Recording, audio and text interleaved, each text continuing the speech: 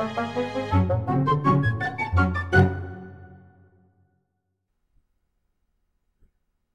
guys, and welcome. I'm Enigmius, and this is episode 12 of the Builder's Guide to Feed the Beast. It's also part 2 of our Interdimensional Freight Transport mini-series. In the last episode, we talked about world anchors, which are very important if you're wanting to move things between dimensions. We also talked about ender chests and ender pouches.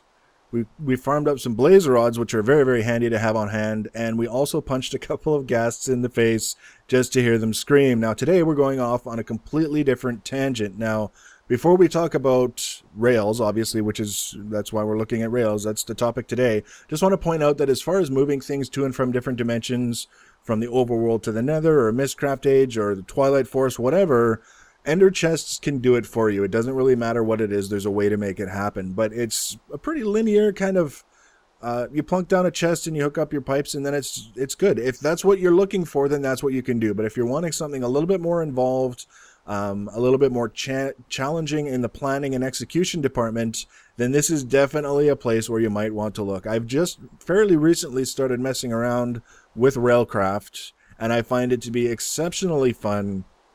The only downside is the learning curve is very, very steep, and that's why I'm here. So hopefully we can soften the learning curve for you. Now, one of the things you'll notice is that the episode is going to seem quite a bit shorter than normal, and that's because I don't want to present you with too much information in one episode. It's not that I think you guys are mentally deficient. I just think that part of the reason the learning curve feels steep is because there's so much thrown at you.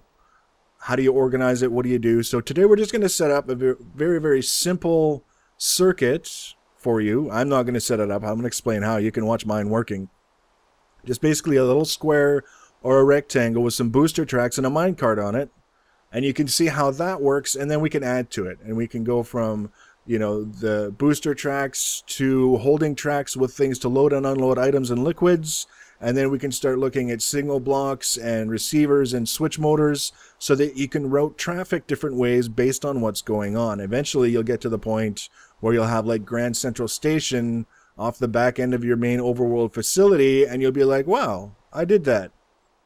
So that's the stuff. That's what we're doing. Now, before we get started, before it distracts the hell out of you for the rest of the episode, that little monstrosity driving around there is a modular cart made with Steve's carts.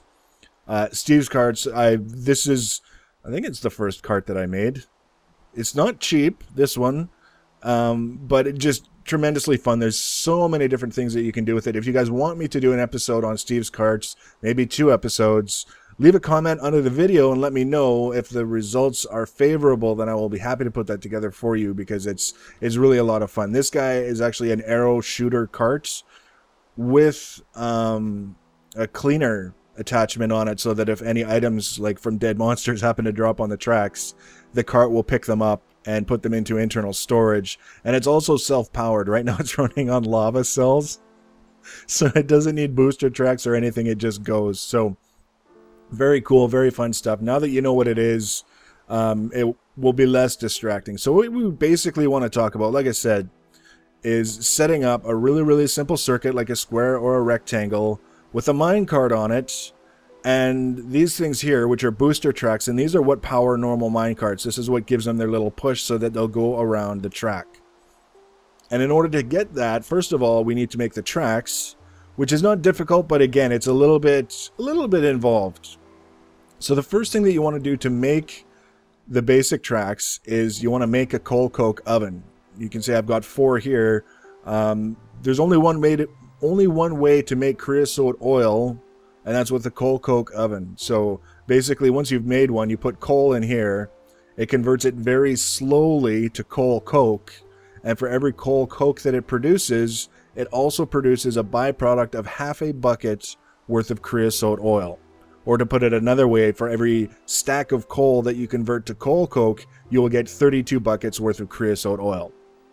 Now, you can have a bucket in your hand, I believe, and no, you can't. You have to, if you want to just pull a bucket out of the oven itself, you put one here, and it will come out of the bottom full of creosote oil. You can grab it out. You can see here, I've got the liquid loaders under here. I believe you can also pipe out the creosote oil with BuildCraft pipes if you don't want to set up a rail network to gather it all up. And then obviously you guys have seen me. I've got my tank over there storing the creosote oil. I've got over 500 buckets worth that I thought that I would never use. Who knew? So the reason we need creosote oil, actually, first the coal coke oven. Getting ahead of myself. Coke. A big thanks to the people who passed along the little tip about right-clicking on the search bar for not enough items to clear it, rather than having to hit backspace. That was pretty nice of you guys. So, in order to make a coal coke oven, obviously you need a coke oven brick. And a coke oven brick is made out of 5 pieces of sand and 4 bricks. Now, if you've never made a brick before, it's made out of clay. And clay is found underwater. It doesn't have to be deep water. It can be a river. It can be just a little shallow pool. You'll see gray blocks that don't look like any other gray blocks you've come across. With sphax, they look very similar to stone, but they're a little bit darker gray. So just poke around. You'll find it. When you break a clay block, it turns into 3 or 4 of these little blobs. You put the blobs in your furnace, whatever furnace you happen to be using, and it turns it into bricks. You need 28 coke oven bricks in order to make a coke oven, but they're cheap, so who cares? And then you arrange them in a 3x3 cube, 3x3x3, with the block in the middle is hollow. And when you set it up that way, the game will tell you that it recognizes that it's a brick oven by putting these little windows on it. They just magically appear, and then you get the UI when you right-click on it. So it's just like any other thing. It's just the multi-block machine, so to speak. So once you can make creosote oil, then we need to make tracks. And these are the basic tracks. These are the tracks that you can find in abandoned minecarts and dungeons. So if you should happen to come across any of those, go ahead and gather them up. And the easiest way to gather them is to actually break the block below them. And they're not particularly complicated, but this is where it kind of gets a little bit crazy, is the wooden rail bed. So a wooden rail bed is made out of 4 wooden ties, and the wooden ties are made out of 3 wooden slabs and a bucket of creosote oil, or a glass bottle of creosote oil, or a can or a capsule, or all these different containers. Kind of a pain. To be honest, it's a little bit tedious, especially when you're trying to make any quantity of tracks. So one of the alternatives that's available to you, we're going to go up here to my machine room. Look at the forestry carpenter.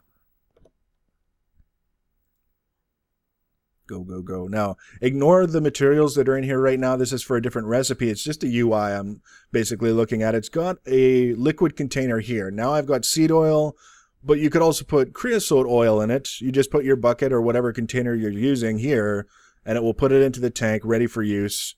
Then you put your wood slabs in here, and extra wood slabs if you want, down here to actually make the recipe, and then it'll go. As long as it's got creosote oil, wood slabs, and power, you need an engine to power it, it'll just keep making the rail ties. So that's one way to automate it a little bit easier. And not only that, you'll save some creosote oil, because when you do it this way, it uses 0.75 buckets worth of creosote oil instead of a whole bucket worth. So the forestry carpenter, let's just take a really quick look at that. I don't want to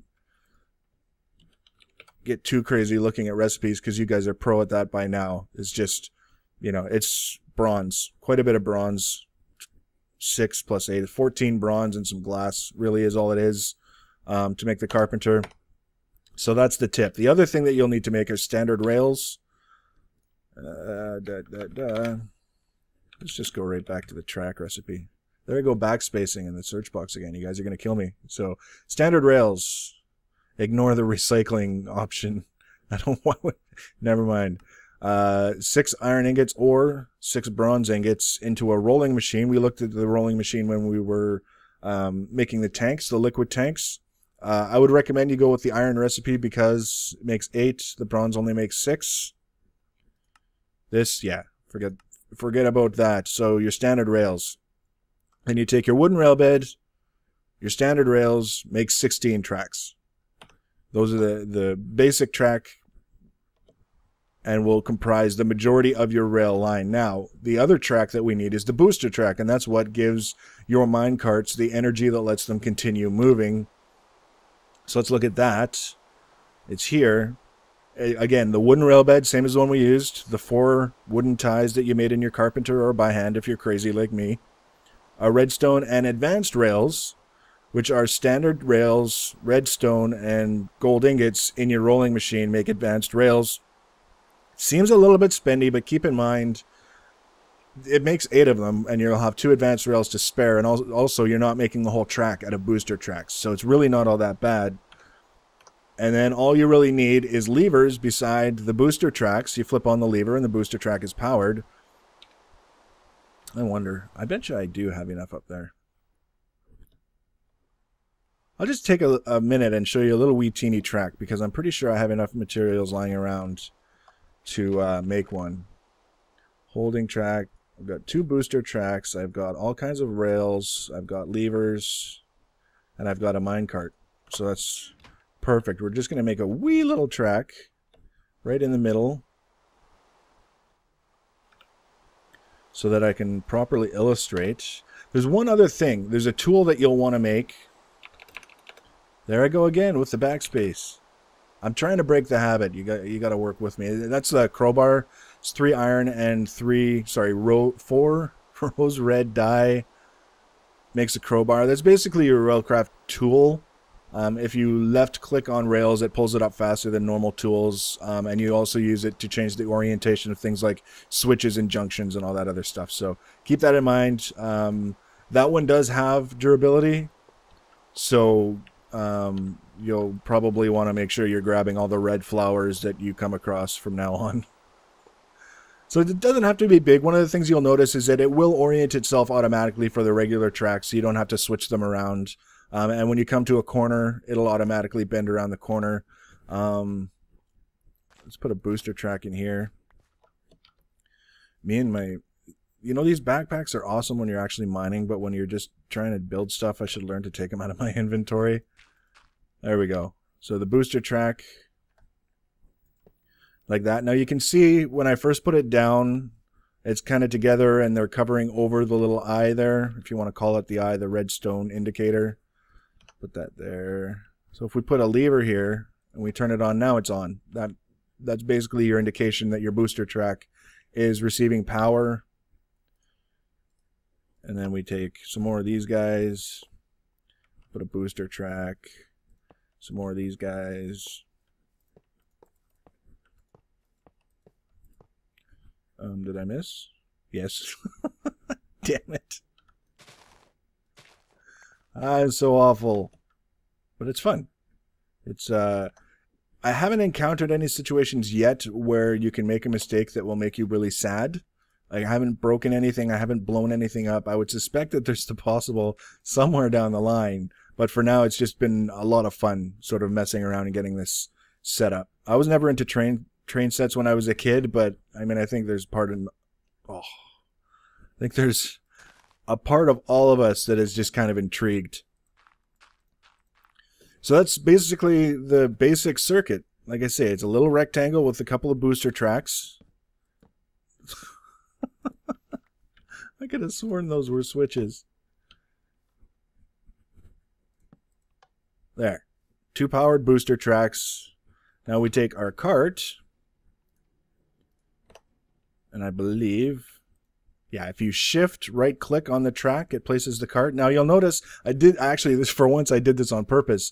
I've placed it a certain distance away from the booster tracks just so I can show you. You can push it manually if you need to move a cart, and it kind of goes. It will slow down slowly, but once you actually get it to the booster track, that's when it actually starts really going on its own. There you go. That is your basic minecart setup. So my suggestion to you guys is to literally just try something like this, like the really, really simple stuff, so that, like I say, when we come back to the next episode, we're talking about liquid loaders and unloaders and all that other stuff. You're focused on that and not still trying to process what I said about tracks and ties and creosote oil and all that other crap. So coke ovens make creosote oil. Carpenters automate the making of ties a little bit for you. Make your tracks, make your booster tracks. Remember, you'll need your rolling machine. Make a crowbar. Set up your little train set. Give it hell. So that's it for this episode. Next episode, we're going to talk about, like I say, liquid loaders, unloaders, holding tracks, And we'll probably talk about some of the requirements for the receivers and the switch motors and the blocks and the stuff and the shenanigans. But like I say, I want to keep it kind of light so that it's manageable in bite-sized pieces. You'll have fun with it instead of feeling like it's completely out of control. So I hope you enjoyed this episode. If you enjoyed this episode and want to be notified when I add another one, the easiest way to do that is to subscribe to my channel. Otherwise, thank you for watching and take care, guys.